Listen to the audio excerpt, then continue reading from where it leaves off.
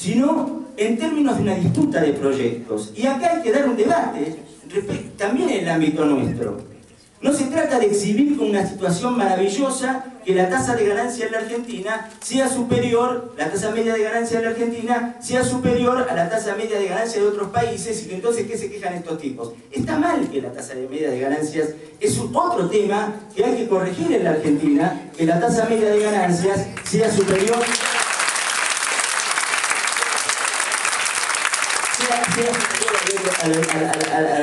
a las de otros países.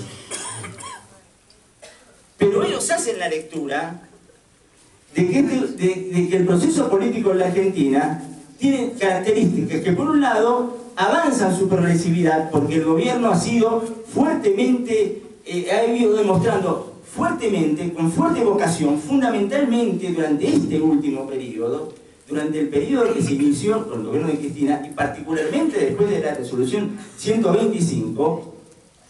y después de las elecciones, donde perdimos las elecciones, ha ido demostrando una vocación de avanzar y avanzar en transformaciones económicas que van rediseñando el país. Y frente a cada crisis política, económica, este gobierno no retrocedió, sino que profundizó. Y sabe muy bien de que cuando se plantea que la distribución del ingreso tiene que ser 50 y 50, una lectura profunda de eso, avanzar hacia eso, implica reducciones en la tasa de ganancia, porque cuando hay políticas que tienen que... Hoy estamos en una situación de nivel de empleo alta, si uno marcha al 50-50, como se proclama, implica apuntar contra la tasa de ganancia y apuntar con medidas y políticas impositivas y financieras que van a ir rediseñando la construcción de la sociedad argentina, haciéndola más equitativa y con más justicia social. Y la construcción de más equidad, con más justicia social y con una mejor asignación de los recursos, implicará una construcción política mucho más sólida para respaldar el proceso económico en marcha.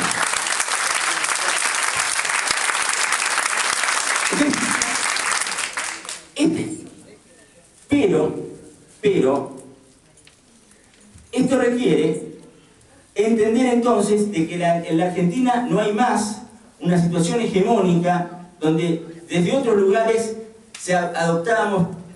programas, estrategias, discursos de carácter más testimoniales, en donde se trataba de erosionar, de ir gastando, de desprestigiar el poder hegemónico existente. Hoy tenemos en la Argentina una política organizada de dos maneras, organizadas en dos bloques. Entonces, de nada valen las formulaciones programáticas que se hacen desde determinados ámbitos de la política que se pretenden como progresistas, en donde asumen, como decía un compañero ayer, creo que el compañero Alsina, en el lanzamiento de la lista, no sé número cuánto, que yo participé, pero no me acuerdo, para las elecciones de la 10, de las elecciones de la CTA, adoptar programas en la Argentina cuando hay una confrontación de este carácter, cuando la política se organiza en formas de bloques, desde posiciones de neutralidad, es una manera de evitar contribuir a un proceso desde una actitud crítica, desde una actitud que implica no eliminar el pensamiento que construya y el pensamiento que aporte y el pensamiento que disienta también en ciertas cosas con la hegemonía que tenga el proyecto en ese momento, no adoptarla desde un lugar de toma de posición implica por lo menos sustraerse del proceso de combate. Esa es la de mínima y de ahí aportar hacia el otro lado. Ahora, el problema que hoy debemos discutir, y me parece que eso es uno de los temas de debate, que en Carta Abierta siempre hemos contribuido, desde que surgió, con una actitud que implicó un compromiso y a su vez la libertad para tener construcción crítica de opiniones. Y en ese sentido tenemos un desafío que es inmenso, que es cómo ser no intelectuales independientes, libres, que contribuyen cuando quieren a un proyecto, sino que se deben comprometer con ese proyecto en los términos de que somos partícipes de este proyecto, sino hacerlo para contribuir, para que las ideas no se cristalicen y para poder hacer que el proyecto permanezca. Y para que el proyecto permanezca debe ser profundizado, porque no hay proyecto que puede permanecer sobre la base de estar siempre en el mismo lugar. Y se trata justamente de aportar ideas que impliquen esa apertura, ese avance, esas propuestas que no pueden remitirse simplemente a un discurso que aplauda lo que se viene realizando, porque eso no tiene una contribución intelectual. Ahora, el punto es, y a esto quiero ir como tema,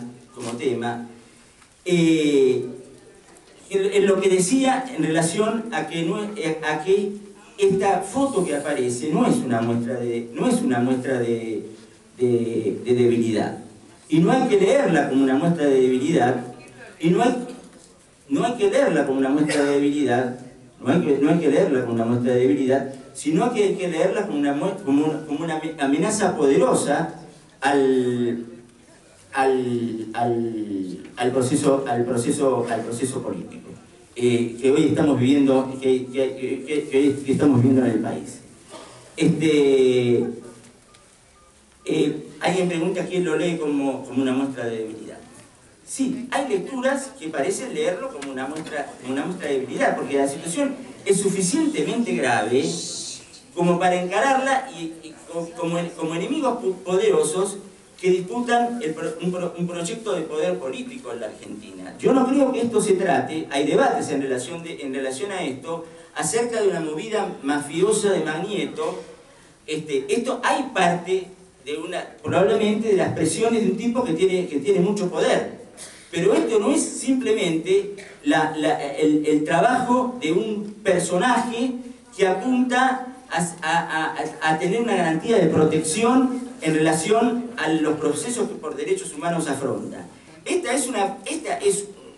Esto también es eso, pero eso es el lugar donde una confrontación que debía de alguna manera aflorar, afloró en este momento, como también afloró una confrontación en la 125, cuando el problema no era simplemente la 125, sino que era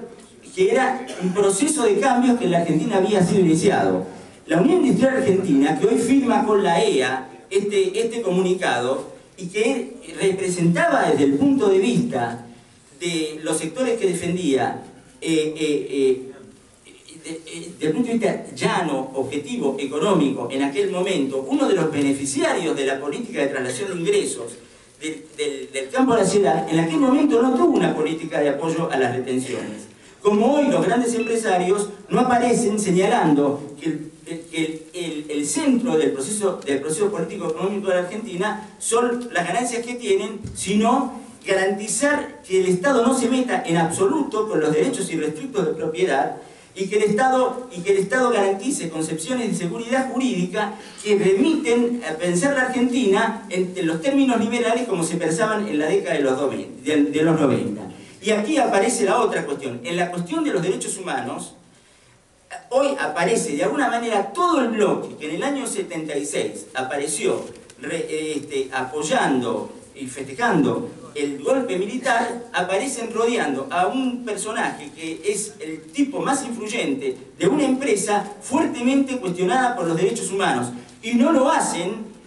sin saberlo, sino que lo hacen a sabiendas, pero resguardando una construcción política que hoy está amenazada por el desarrollo del proyecto que viene llevando a cabo el kirchnerismo en la Argentina.